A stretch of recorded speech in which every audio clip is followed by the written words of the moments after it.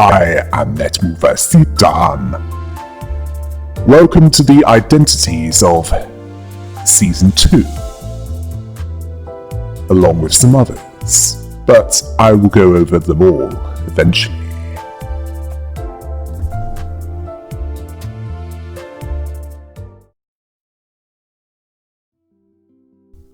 Before we go over Yi-Sang's identities, and how they diverged from the main version, or at least possibly how they diverged, let's go over the identities introduced in Chapter 4, involving Gregor, Rodion and Emil Sinclair. Let's start with Rose Spanner Workshop Fixer Gregor. In the middle of a fight, Rose Spanner Fixer Gregor was slicing his way through some targets with a chainsaw prosthetic. The rumbling and roaring, slicing through limbs, scared targets making an escape, only for him to follow them, not wanting to let them escape. This is outdoor work, and how it looks, also known as wet jobs, which are taken outside of the office. Once he was done testing it in one area, he moved on to the other. Then he noticed his arm was getting sluggish, asking why that was. His target was crying for help that they know that they won't receive, along with mercy. Then he figured out what went wrong and finished what he started. Even so, it wasn't a scene too pleasing to keep watching. Then another employee, sometime later, brought some coffee for Gregor, who had a less threatening prosthetic on him. When not in combat, Gregor thanked them. After doing field testing, Gregor does the same thing at the same spot, holding a cup of instant coffee in one hand and using a death stick.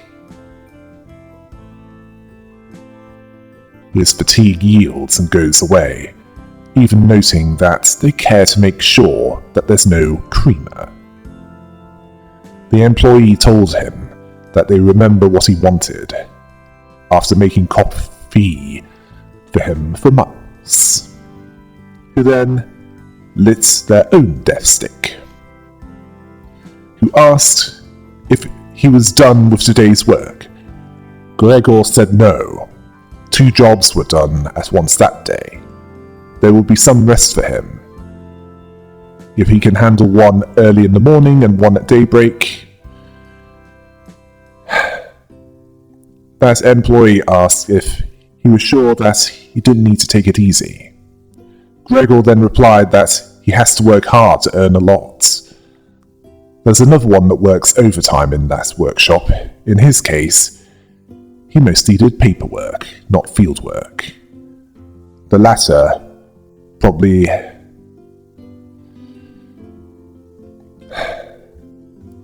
also neglected to have additional hazard pay unlike Gregor.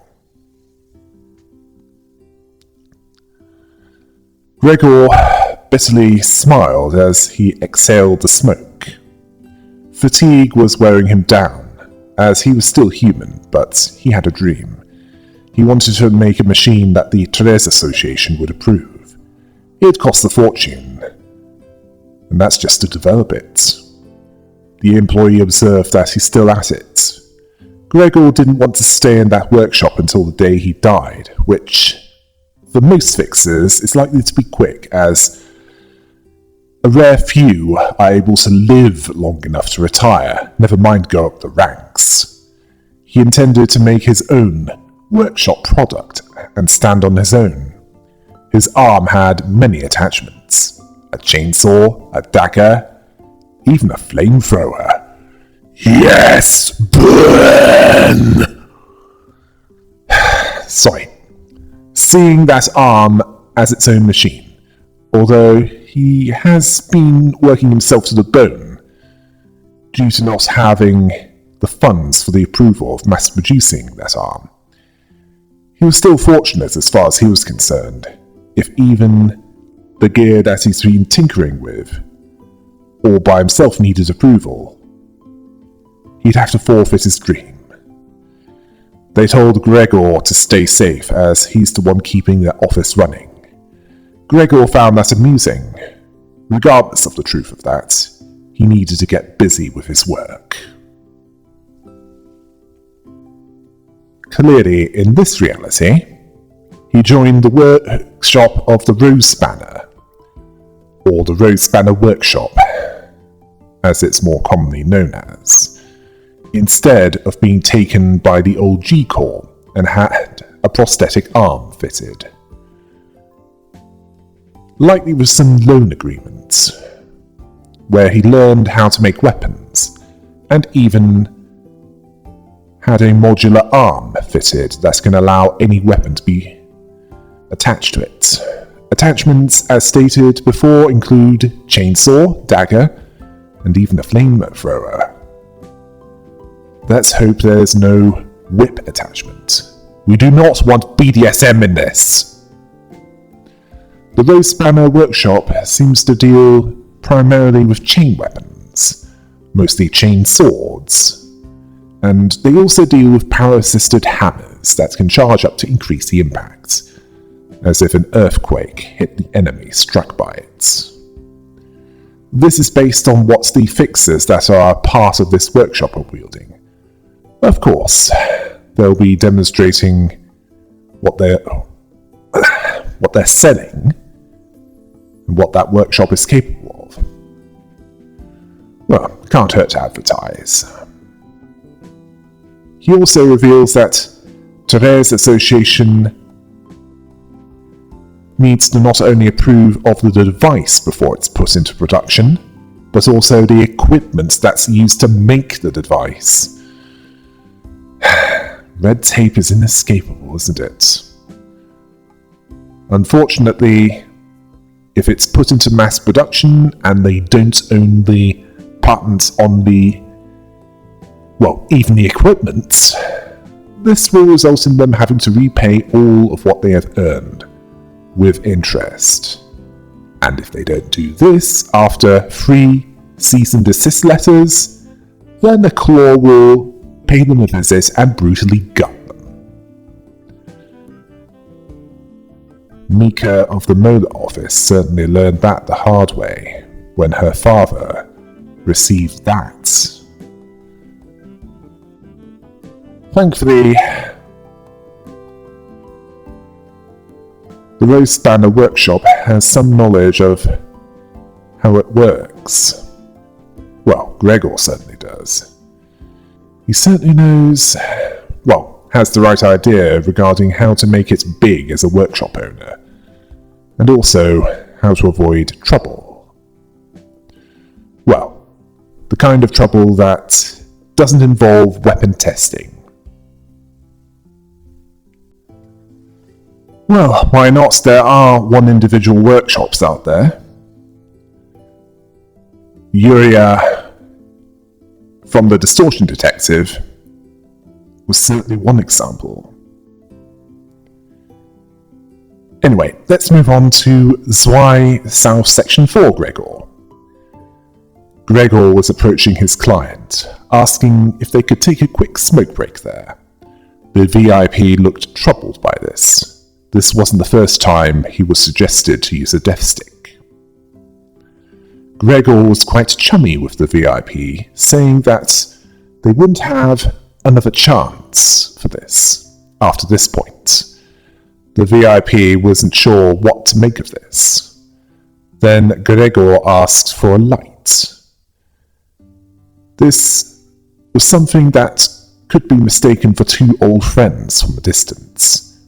There are many ways that the Zwei Association conducts their protection contracts, but proximity protection is the most commonly requested one among them, which involves staying in close proximity to the client, controlling variables in unanticipated circumstances around them. The bodyguard then instructed him to maintain his distance from the VIP. Gregor was a bit too laid back, asking the big guy, what was he so anxious about?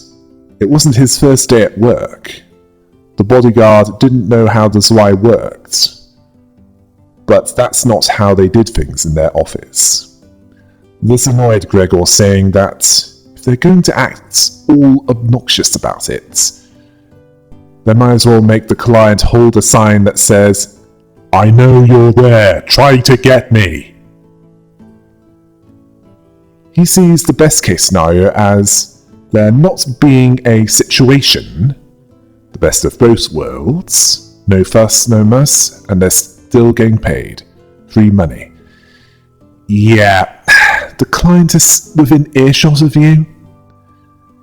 Gregor tried to laugh it off. This worried the client. The client didn't feel safe enough with a fixer from an office, so they paid a fortune to hire a bodyguard from Zwei Association Section 4. Yeah, like the higher the section, the more expensive it gets.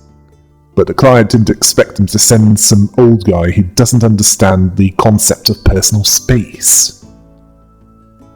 This hurt Gregor somewhat, but he was able to stay somewhat professional. He noted that his coat made him look a bit stuffy. He didn't think it mattered how he looked, as long as he did his job. Just like this. He then raised his leg and kicked the other bodyguard to the ground, but Gregor wasn't stabbing them in the back.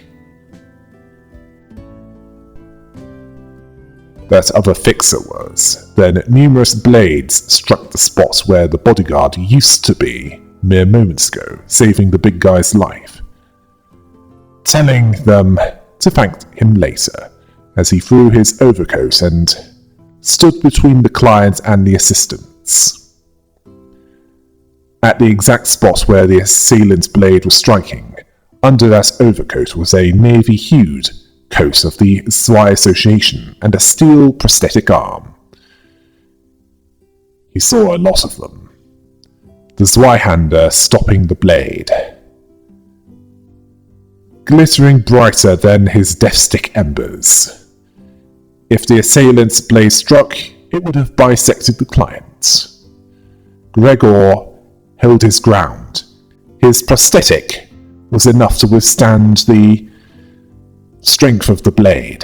Gregor then told the client that he can take care of this before his deathstick burns out, so he told them to hang back and relax. Zwei is their shield!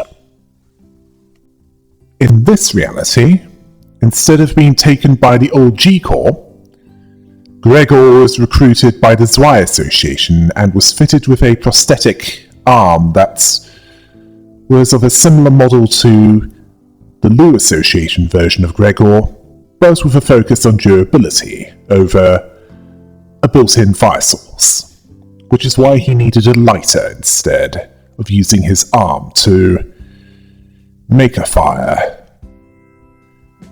as his focus was protection, not warfare. While he's sociable and overly chummy, he delivers on being his client's shield. This also revealed that it costs a fortune to hire a Section 4 Zwei fixer. Well, a small fortune, as there's likely to be varying prices depending on how many Zwei fixers are hired and which section they want to hire them from. And since there are a variety of clients out there that need protection from all kinds of nasty people and other things, the Zwei certainly won't be running out of business anytime soon. And unlike the other two Zwei identities so far, he actually wields a Zweihander. Oh yes, and I will be covering the other Zwei identity as well. There will be others. Perhaps it's personal preference of the other identities that they have maces instead of Zweihanders, as all the Zwei South Section 6 fixers wielded Zweihanders, a weapon that Zwei Gregor has some skill in, certainly enough to defend a client from being assaulted with intent to kill.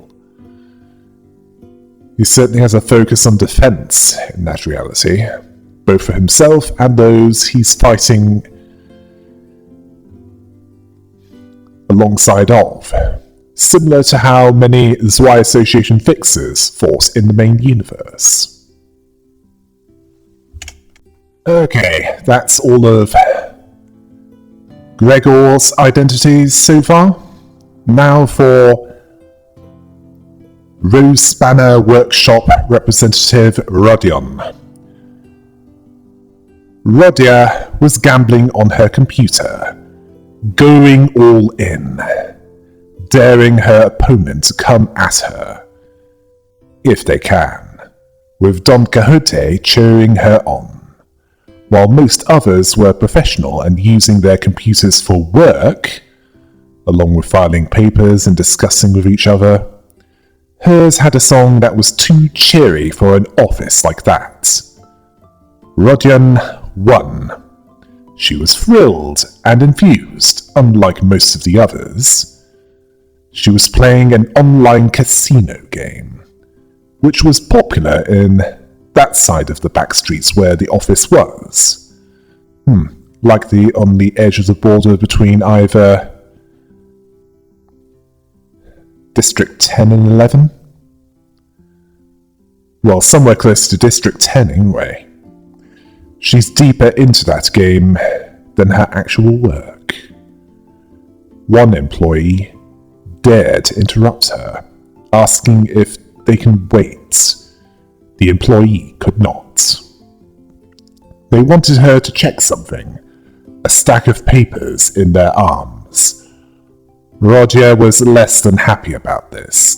The employee spoke of 5 days' worth of documents awaiting her approval, telling her to read them quickly, and then she screamed, "Here it is!" which silenced the rest of the office, which resulted in a royal straight flush. The employee asking what was that, Rodia then said it was the sound of 3 months' salary for everyone rolling into her account. She tells everyone to listen up, but they paid little attention to her. The employee whose patience was being tested to its limit went on, telling her that the work can't go anywhere without her stamp on the papers. She needs to work. Rodia saw them as loud, asking why they were like that. The employee saw that there was procedures, and Rodia was less concerned about this, about red tape, as what good were they in their small workshop? They outsource everything, as they lack the space to do anything. She questions them by asking if they think that they aren't working. She's the one that brings the jobs. The employee mentioned that the jobs were piling on the desks. She saw it as not her job, that's her staff's job.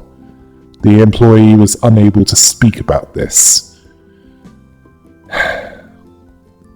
Then she mentioned that not once have any of their salaries went into arrears, asking if she's done enough.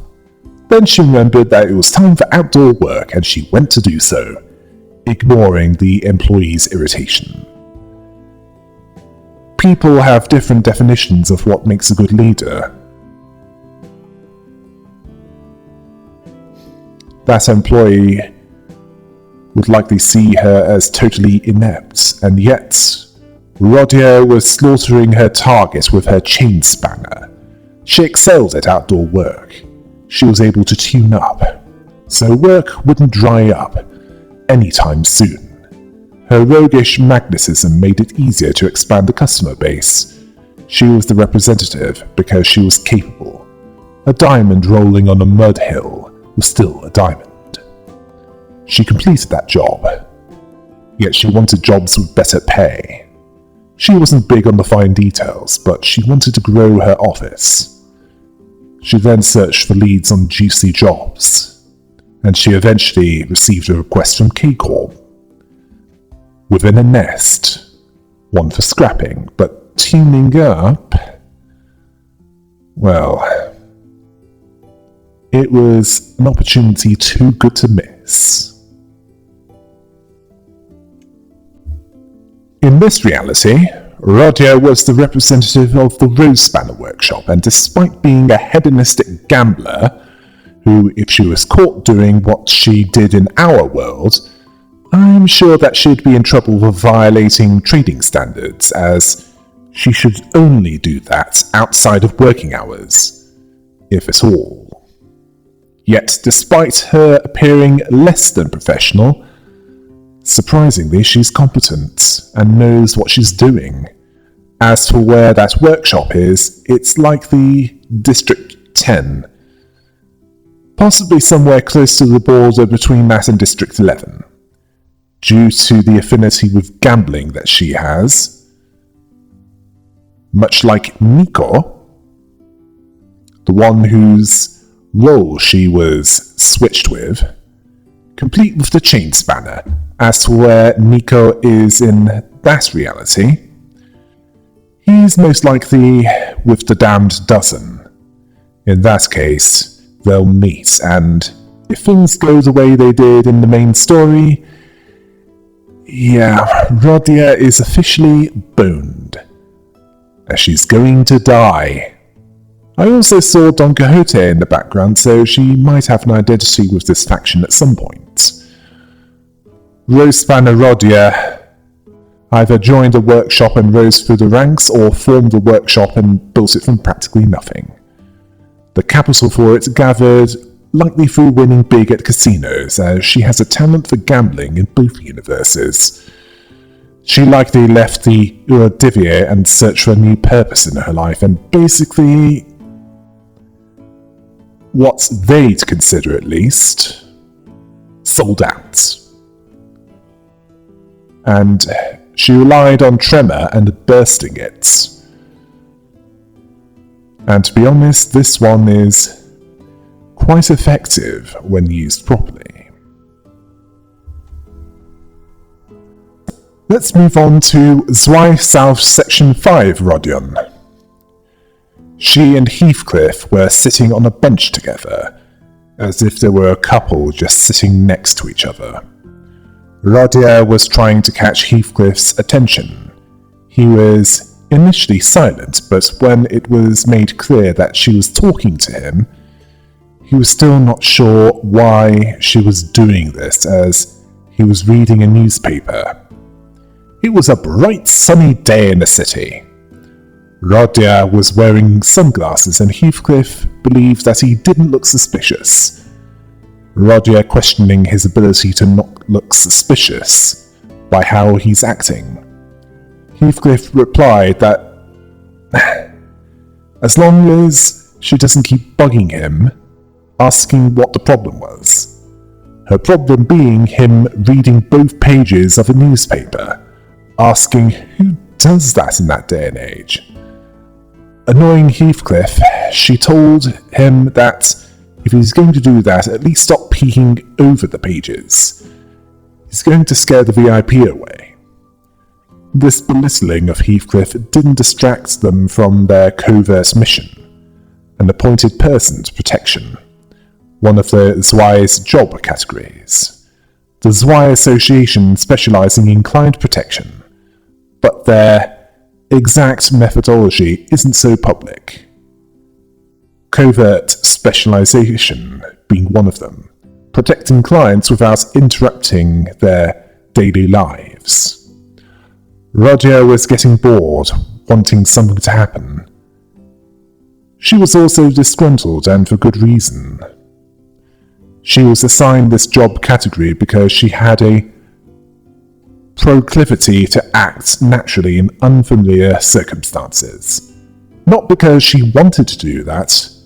She wanted to pick a different job, but it looks cool on paper, but wasn't entirely free of faults regarding this. Then Heathcliff noted that the client was on the move, which deviated from their expectations. Certainly Rodia's, as she's supposed to stick around for another hour.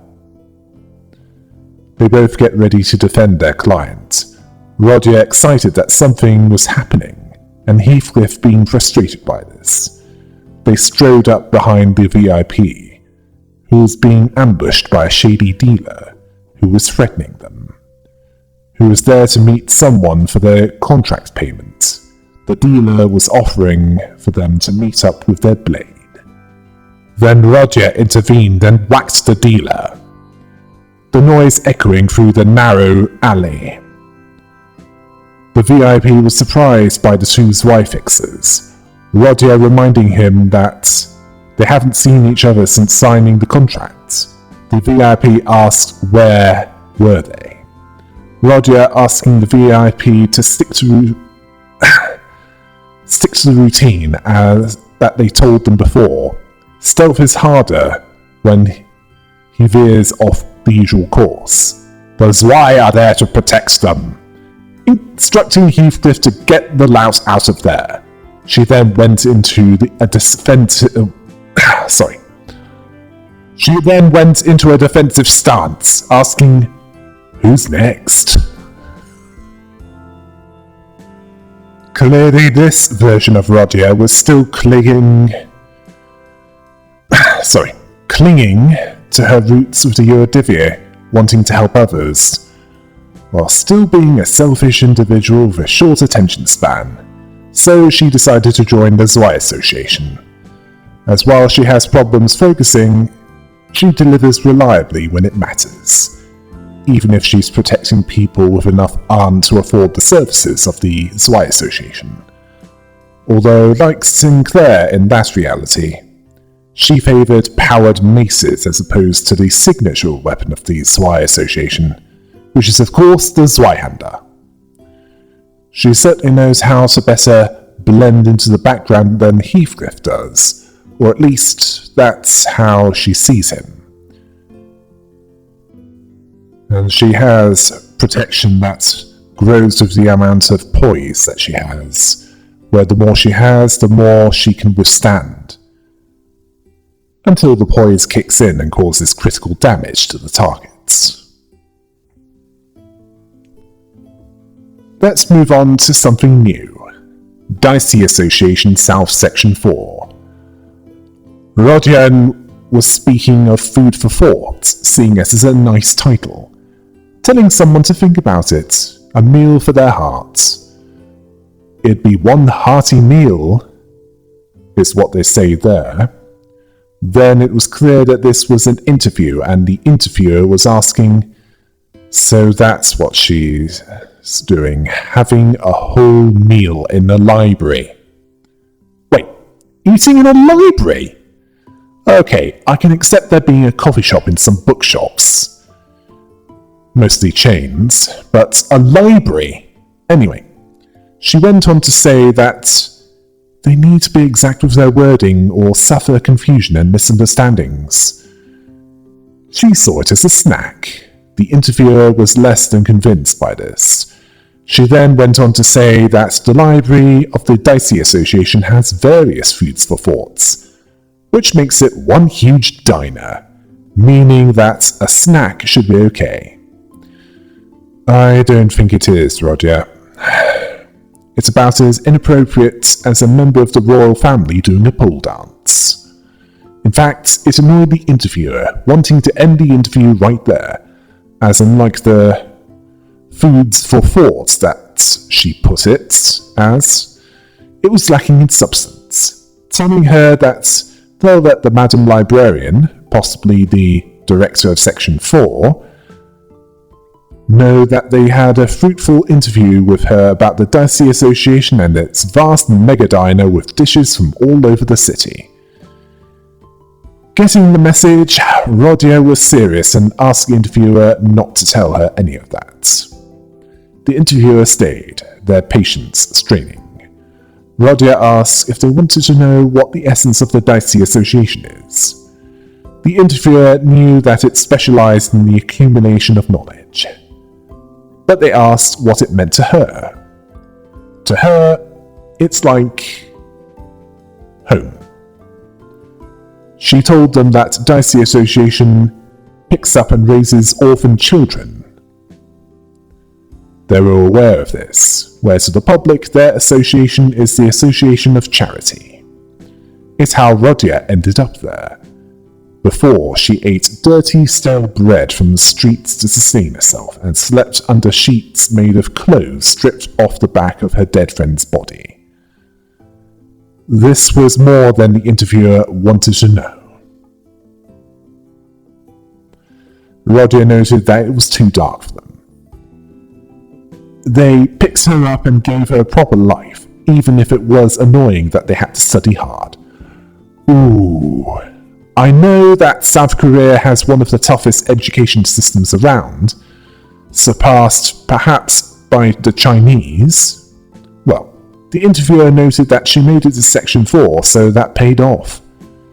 She's not just feeding herself with foods for the gut, although they do have to eat at some point. She joked that she didn't study that hard, she must be a natural genius. The interview was one that the interviewer was not amused by, certainly not by this part. So Rodion told her that studying isn't completely joyless, because the more she knew, the stronger she got. The interviewer has heard that their strength is proportionate to the amount of knowledge they have. She jokingly said that she has the undying truth of the universe itself by having her back. So she has no trouble beating the out of those less intellectually inclined. Yes, clearly some villagers are missing their idiots. As they underestimate Dicey fixers, seeing them as nerds, waiting to be beaten.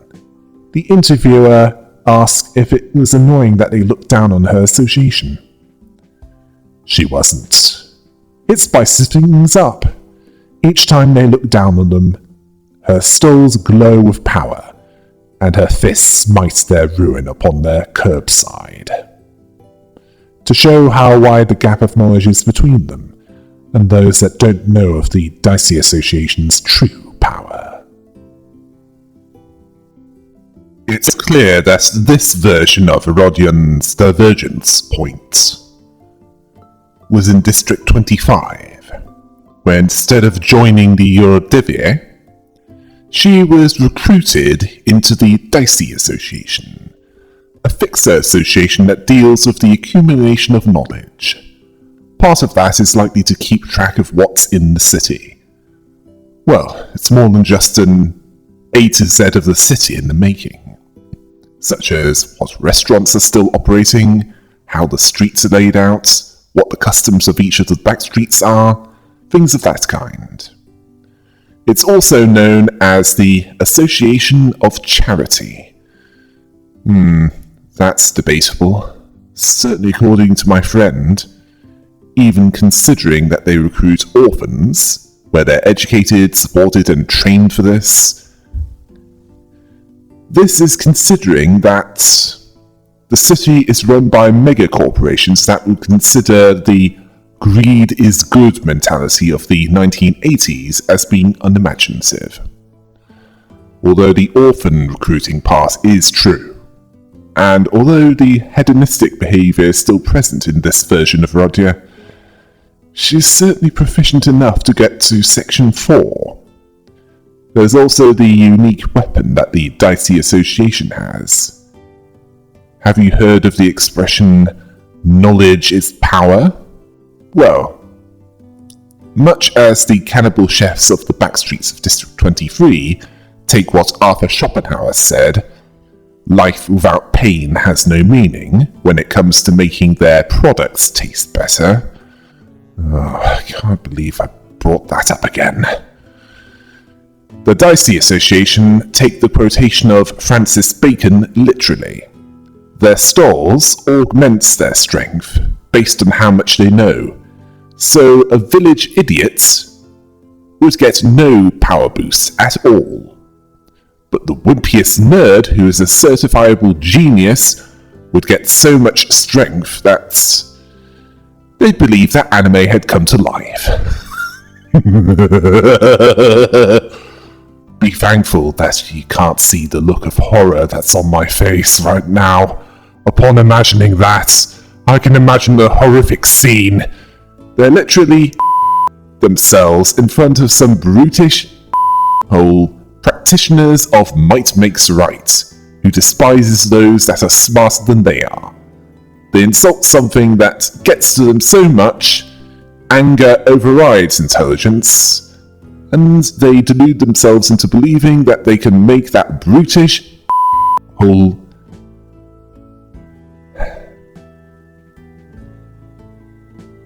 crawl on their knees begging for mercy.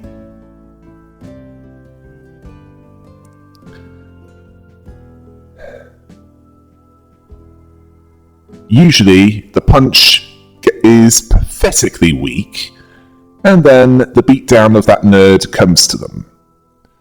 But with the stalls of the Dicey Association, that would have a far different outcome. That nerd's punch, augmented by the immense knowledge that they have, would send that brutish hole flying, much to their surprise and excitement, starting to believe that they're something out of an anime, and that the insanity gets their head. Let us pray that they never add Dicey Don Quixote. She's dangerous enough without that kind of power. Granted, that's a worst case scenario. Rodion is able to moderate those desires when it matters. I can think of at least 2 of the damn dozen that would probably get a higher section due to them being geniuses. But that's up to Project Moon, and based on what Rodion is capable of, this identity is clearly the kind to take the beating and then dish it out, which depends on what is discarded at the time to gain insight. As for the uniform of the Dicey, which is Italian for 10, it resembles that of Roman Catholic priests, although this association is not a religious organization. Then again, it has a similar method of recruitment as those, well, some of those anyway, taken in by the monasteries in our world, have been known to join their order, partly due to them being raised by them. It would make sense that the association would have a pseudo-monastic way of doing things, at least in regards to recruitment. However, the Dicey way of combat is not without a price. The knowledge used to augment the wielder's strength is extracted from the wielder's brain, making them lose that knowledge, requiring them to replenish it in order to be an effective combatant. Also, the harder to acquire the knowledge, the more potent it would be. Let's move on to the lobotomy e.g.o. red sheet. A murmur was faintly echoing in the room as candlelights waved. So does the writing brush in Sinclair's hands, imbued with red ink. Sinclair was ceaselessly writing red letters on yellow talismans, with some of these on his person.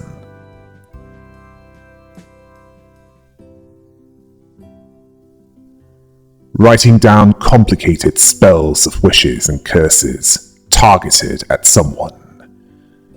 Could he have learned this art of thaumaturgy? Or a magic user that can work magic or some other unexplainable thing to make miracles happen? It wasn't due to his knowledge. He was a member of the Technology Liberation Alliance, and they didn't teach him how to make talismans either. Nor is it due to some tremendous technology. It was because he was wielding e.g.o, borrowed from the underground levels of a Lobotomy Corporation branch facility for a few fights. He seemed immersed in this craft of talismans and dark arts. He wasn't wearing the e.g.o and using it as a tool. It was as if he had become one with the e.g.o, or perhaps the abnormality itself, putting the things in its mind to action as if he was possessed. Most e.g.o tries to encroach on the user's mind and corrode them. It's as if someone was uttering someone else's words as if they were their own and copying them. Whatever they do eventually makes them no different from that person. Then, it might be natural that by using someone else's mind as a tool, gradually assimilates yours into it, to forget yourself. There are those that want to take it off him before it corrodes him further, but they aren't eager for that to happen due to his excellent compatibility with the e.g.o and the results he was showing.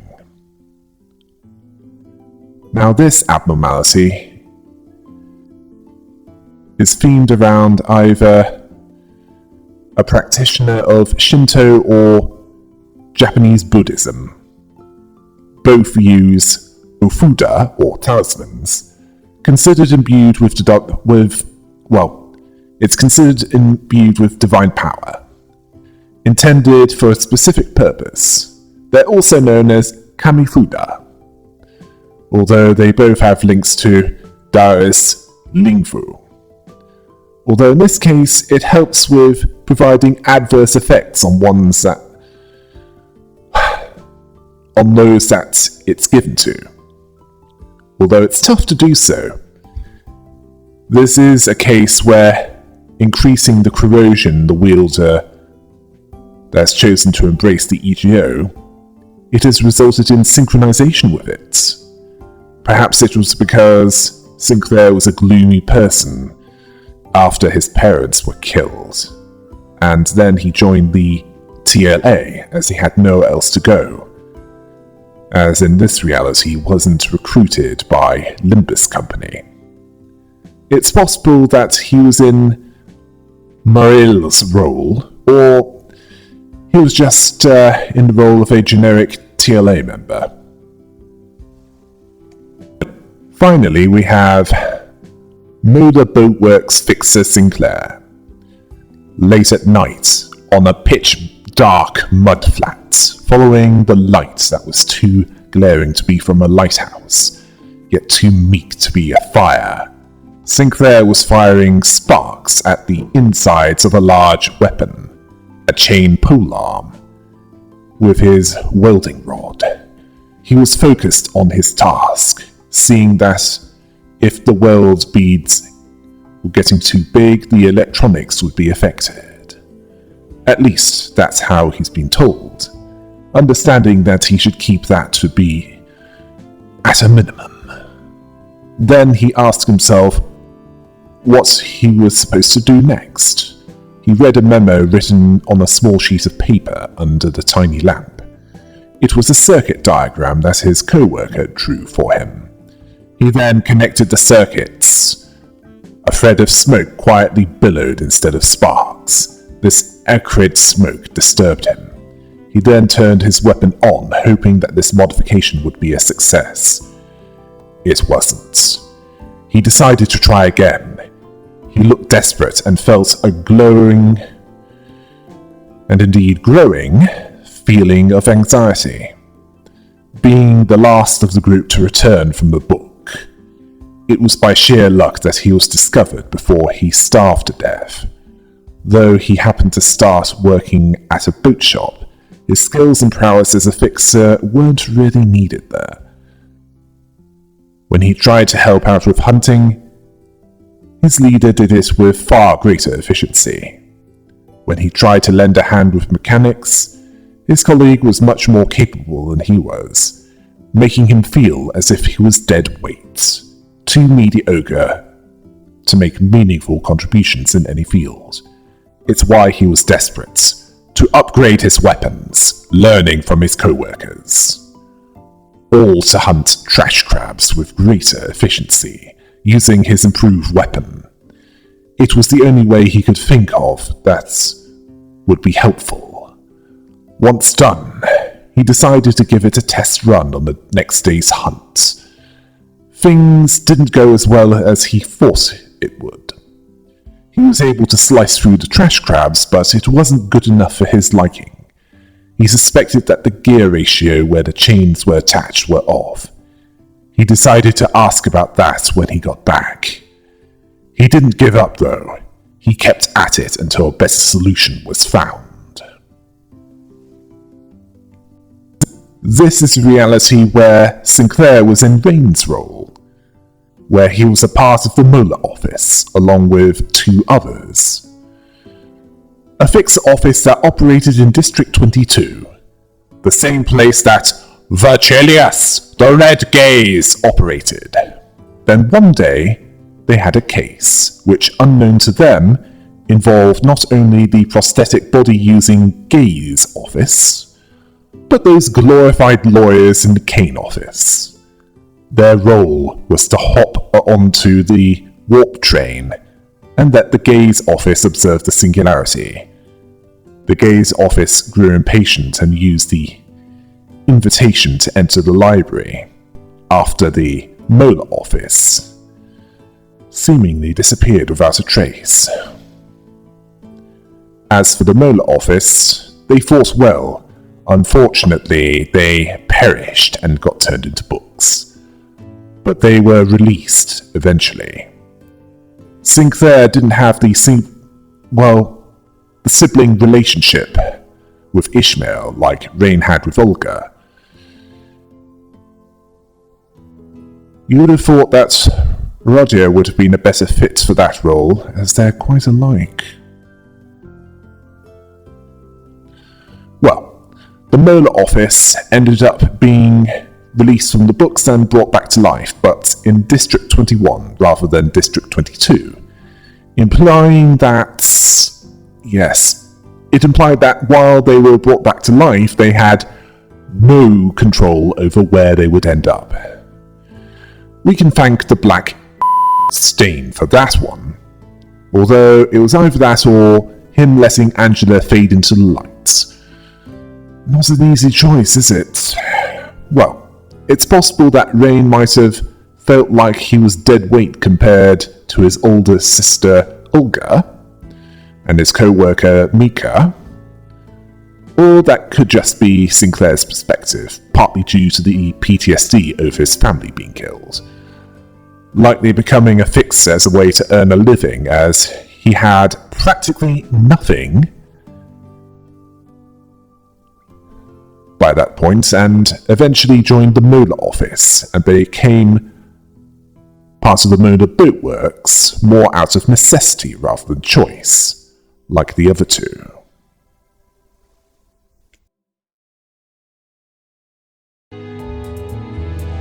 Well, that's all the identities for those 3.